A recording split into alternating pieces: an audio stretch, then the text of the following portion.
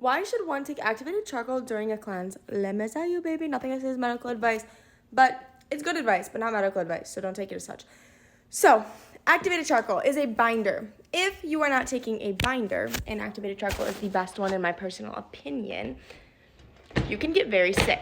So, when you are cleansing and detoxing, parasites, bacteria, which is a small stone parasite, these things regurgitate what you've had inside of them, or what you have inside of yourself. They eat it. So when they feel like they're under attack, they release toxins, mycotoxins, disease, pathogens, viruses, mold, bacteria, all of these things. So then what happens is your lymphatic system, which is your immune system, has to try to figure out what to do with these.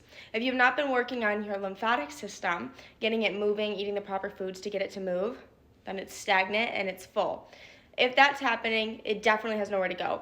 But so you've been working on it, but like if you were like me, when I was first parasite cleansing, I was still very sick.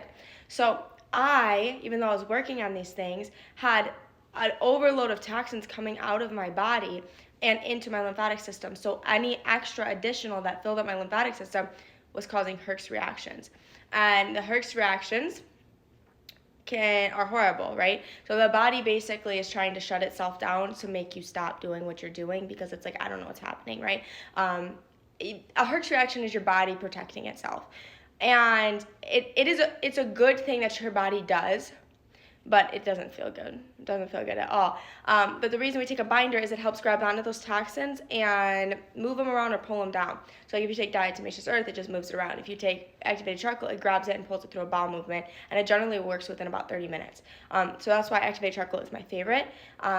And speaking from someone who didn't know anything about binders and was just taking diatomaceous earth and making smoothies with papaya seeds and berries and dates and all this stuff, and pumpkin seeds, and I sent myself to the hospital because I didn't know what binders were. I didn't know how strong parasites were.